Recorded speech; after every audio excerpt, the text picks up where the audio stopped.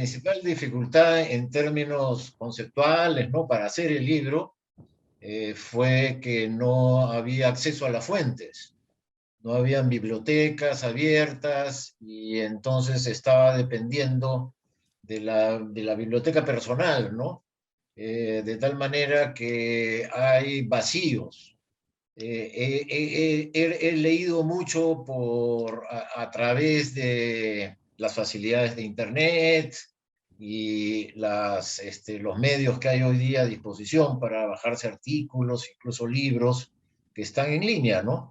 Pero muchos otros no lo están, sobre todo de colegas de provincias, por ejemplo, que tienen menos acceso a estos medios que la gente que trabaja en la capital. Entonces, pocas veces están publicadas en línea sus trabajos y de ese modo, pues, he tenido la siguiente dificultad. He querido hacer un libro de síntesis y no he tenido acceso a todos los materiales. Incluso algunos había leído, los recordaba, pero no tenía cómo citarlos, ¿no? Cómo mencionar explícitamente las cosas. Entonces, hay vacíos. Digamos que Es un libro, sí, pensado en acceso al estudiante, ¿no? Mi público objetivo fue el estudiante universitario peruano, que tú sabes, ¿no? Estudies la carrera que estudies, siempre habrá un curso de historia del Perú. Es infaltable en el mundo universitario. Entonces, un libro de texto para que el estudiante universitario de la carrera que sea, por lo tanto, más bien ágil, ¿no? No, no un libro erudito, sino un libro ágil de divulgación. Un libro con esas características, pues, pudiera, lo que decía antes, ¿no? Ser de utilidad en esta coyuntura. Ahora, me preguntas por personajes. Es una manera, pues, de hacerlo un poco más ligero, hablar de gente. Esa es una de las virtudes de la historia. La historia, a diferencia de otras ciencias sociales muy respetables, por supuesto, tienen marcos teóricos más complejos que los de la historia. La historia, por ejemplo, con la sociología, la historia le debe a la sociología muchas explicaciones de fondo. Se toma de la sociología ideas para interpretar. Pero la historia tiene algunas ventajas también. Y una de esas es que trata de la vida de la gente. No trata de categorías analíticas, no trata de la economía, no trata del movimiento del dinero, de la moneda. No, no, trata de la gente. Entonces, los libros de historia tienen esa virtud. Logran ser comprendidos por el gran público, a diferencia de las otras ciencias sociales, gracias a que tratan de la gente. Entonces, el recurso es incorporar personajes, tanto los que actuaron como los que han escrito sobre ellos.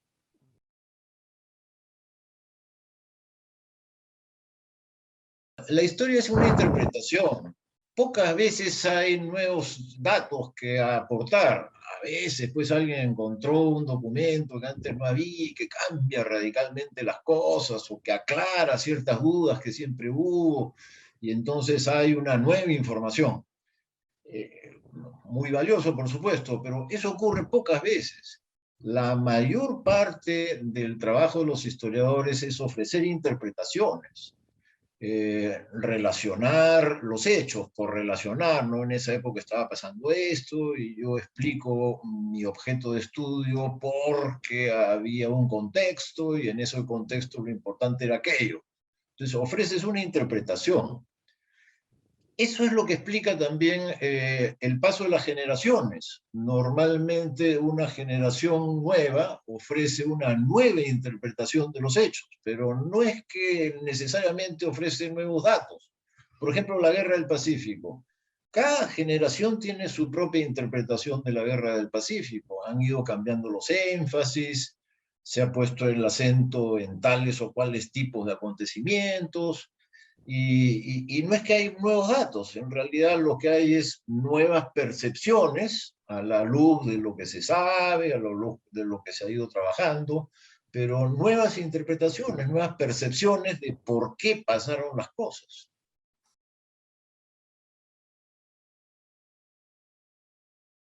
explicar que la historia política, que efectivamente es el eje del libro, ¿no? Es lo que yo más conozco, historia política, y por lo tanto lo elegí como eje. Pero explicar que la historia política no se termina de comprender en sí misma si uno hace solamente historia de los partidos, de las elecciones y de los mandatos presidenciales, sino que para comprender ese devenir necesitas aquello otro, necesitas interrelacionarlo con ideologías, con pensadores, con renovación de ideas sobre la naturaleza del país, por un lado, pero también pues con un poco de economía y otro poco de sociedad. Tienes que conocer que hubo migraciones, que el patrón demográfico del país cambió mucho, que el patrón de ocupación del territorio y la distribución de la población en el espacio cambió mucho a partir de tales años.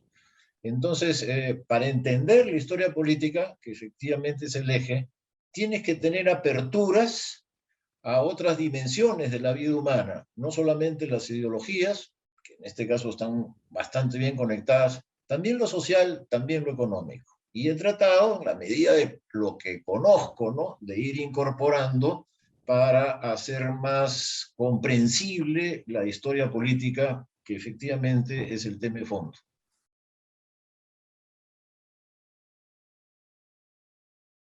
Bueno, mira, de los personajes de la independencia, el único que tiene trascendencia histórica es Bolívar. Eh, Hasta hace muy poco hemos hablado de pensamiento bolivariano, el socialismo del siglo XXI, el comandante Chávez y el ALBA que había, la Asociación Latinoamericana Bolivariana. Son ideas que siguen circulando 200 años después. Eso me hace pensar a mí, que no soy especialista en independencia, repito, que Bolívar tenía una estatura superior pues, a los otros protagonistas de la independencia, incluyendo San Martín, ¿eh? O sea, nadie habla de pensamiento sanmartiniano, ¿no? Nunca se ha hablado. En cambio, de pensamiento bolivariano se ha hablado con profusión a lo largo de 200 años. Bueno, ese es un dato, me parece, ¿eh? Bolívar es el más importante protagonista del periodo, ¿no? La persona clave. Luego, bueno, entender que no tenía por qué querer al Perú, ¿no? Nosotros somos peruanos y queremos al Perú, es nuestra patria, pero entendámoslo, no tenía por qué tenerle una simpatía particular al Perú, porque además el Perú pues era el bastión del realismo. Si con alguien estaba en lucha era contra los realistas, y el bastión del realismo en América del Sur era el Perú. Entonces se trataba de derrotar al Perú para los patriotas. De eso se trataba. El virrey era el virrey de Lima.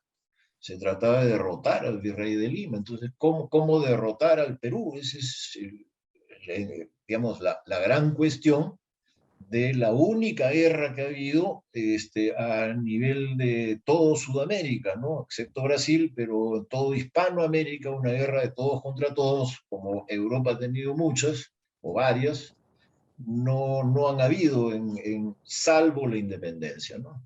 Entonces, en esa coyuntura se trataba de derrotar al Perú y bueno, cuando lo logra, tampoco es cierto que se portó tan mal en el Perú, ¿no? Acá en el Perú nos gusta acusarlo porque Bolivia nos quitó Bolivia. Eso no es cierto, ¿no? O sea, es una tontera, ¿no? Porque para empezar, Bolivia había sido la audiencia de Charcas trasladada al Virreinato de Buenos Aires. Si a alguien se la quitó fue a Río de la Plata. Si tú vas a la Argentina y escuchas las clases en el Colegio de la Independencia, Bolívar les quitó la Bolivia a ellos, a los argentinos. Eso creen los niños argentinos. Así como los niños peruanos creen que Bolívar nos quitó Bolivia a nosotros. Entonces, en realidad, los habitantes de la audiencia de Charcas querían ser independientes de España, por supuesto, pero también de Buenos Aires y también de Lima. Ese es el punto. Los habitantes de la actual Bolivia querían ser independientes de Lima y de Buenos Aires. Y entonces, a la hora de los acontecimientos, presionaron en ese sentido y los generales Sucre y Bolívar, los generales colombianos, venezolanos, aceptaron. Pero la gran presión es por ser independientes.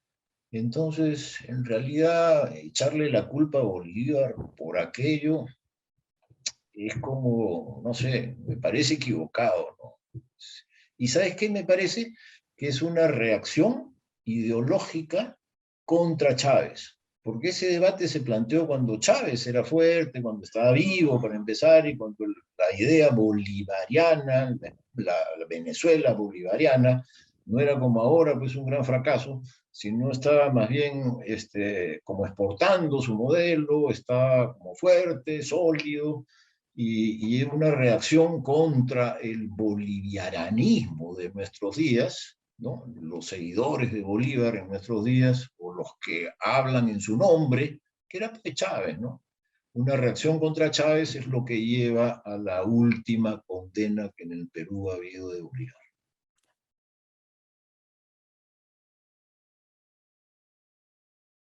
Quienes, los historiadores en general, ¿no? Historiadores, historiadoras, quienes trabajamos en historia, pensamos que sí hay vínculos porque hay como, digamos, procesos de largo tiempo histórico, ¿no? Hay procesos más cortos, hay procesos medianos y hay procesos largos. Tú miras, por ejemplo, el patrón de cultivos, ¿no? El patrón de cultivos cambia, porque no se siembra lo mismo en un valle, pero cambia, no en una generación, cambian largos procesos. Entonces hay algunos procesos que duran, otros que son muy cortos, efímeros, ¿no? Pero hay cosas, procesos históricos que se mueven en el sustrato que son largos. Ahora, contestando específicamente tu pregunta, yo creo que, bueno, aquello ocurrió pues hace 500 años, ¿no? Entonces sí está en el sustrato, ¿no? Venimos de una conquista, ¿no? Un grupo conquistó a la gran mayoría del país y bueno, implantó un régimen derivado de ese proceso, que tuvo mucho de explotación, abuso, etcétera, racismo, violaciones masivas, en fin, tuvo mucho, de negativo, digamos, ¿no? Para lo que puede ser la construcción de una nación integrada. Pero ocurrió hace 500 años, ¿eh? Tampoco exageremos, ¿no? Las responsabilidades de la situación actual corresponden a la República, ¿no? Y hablando de la República, bueno, tampoco es que le corresponden a Bolívar, ¿no? Nos corresponden a nosotros, ¿no? Nos corresponde a nuestra generación, a la anterior, a 3 o 4 generaciones antes, al gobierno de Fujimori, yo no sé, ¿no? Pero son cosas que nos han pasado, o a Sendero, ¿no? Los crímenes que hubo durante la época del terrorismo, que dejaron una situación desastrosa, y luego vino Fujimori, qué sé yo, ¿no? Pero las responsabilidades por la situación actual no le corresponden a la generación de Francisco Pizarro, sino más bien a las últimas. Son decisiones, los países cambian, y entonces pueden irse al hoyo como pueden salir, y eso en 20, 30 años se nota.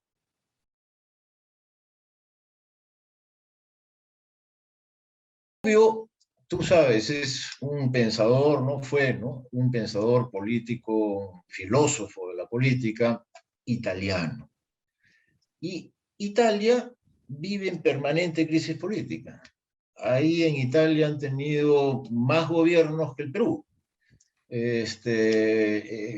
Permanentemente cambian primer ministro, crisis parlamentaria, y sin embargo la economía italiana pues no será la joya europea, ¿no? No es la economía alemana, pero tampoco está pues en el suelo, ¿no? Nunca ha estado en el suelo, siempre ha sido un país bastante desarrollado. Entonces, eso ha hecho pensar a sus filósofos, a sus pensadores, ¿no? Como Bobbio en este caso, que efectivamente pues la economía puede marchar no pues al 100%, pero por lo menos al 80%, mientras que la política está en 10%, 20%, porque más son los males que las virtudes. De la realidad italiana surge el concepto. ¿Es posible aplicarlo a la realidad peruana? Bueno, mire, en el Perú la marcha de la economía depende de la capacidad de exportación. Si ahora estamos con el dólar bajando más bien, es porque ha entrado mucha plata, porque la China sigue comprando y porque los metales han vuelto a valer mucho y entonces el Perú, como todos los países exportadores de materias primas, está con la billetera ahí llena, tan llena que algunas empresas que debían a la SUNAT han aprovechado los buenos precios para pagar las deudas. Y entonces incluso el fisco tiene plata. La gestión de Franque, por eso es que ha terminado pues en azul todo, con muy buenas cifras económicas. Eso es porque la economía marcha. Y la economía marcha porque la exportación marcha. Entonces, en realidad no tiene que ver con la política. Si el día de mañana se cae la China y dejan de comprarnos, el dólar se va a 10 soles, así esté gobernando Paniagua, así esté gobernando Sagasti, así haya un buen gobierno, quiero decir, no tiene que ver. Entonces, ese es un poquito uno de los dramas del Perú, ¿no? Porque la economía exportadora de materias primas funciona, pero funciona no para todo el país, pues no tiene capacidad de integrar el país, no tiene capacidad de ser un mercado nacional realmente vigoroso, dinámico, no hay algunos productos industriales, no hay cadenas de valor al interior del país, lo que se exporta en bruto, ni siquiera hay refinerías, se exporta en bruto. Entonces, no hay cadenas de valor en el país. Entonces, solo un buen gobierno podría hacer una mejor economía. Pero esta economía exportadora de materias primas depende del mercado mundial y de las grandes compañías que están en el Perú. En el Perú tenemos una gran empresa y el Perú como país es pequeñito.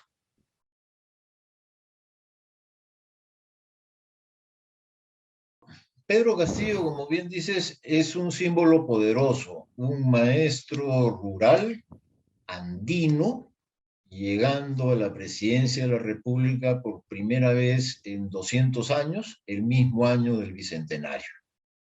Como imagen no podía ser más fuerte, ¿eh? Para los que les gustaba y para los que no les gustaba, sin embargo, era un símbolo poderoso. Ese era su principal caudal y para administrarlo tendría que haber hecho un gobierno medianamente eficiente. Pero en vez de ello ha funcionado pues a su manera y esto es caos, desorden. El principal factor de desorden en el Perú es el propio Ejecutivo. Si vamos ya para el cuarto gabinete en 6 meses, entonces es insólito. El Congreso pone su cuota, ¿no? Pero solo ha censurado a un ministro, ¿eh? El ministro de Educación, Gallardo. Es la única censura. Y vamos en 4 gabinetes. Entonces están armando el cuarto gabinete en estos días, ni siquiera sabemos cómo será.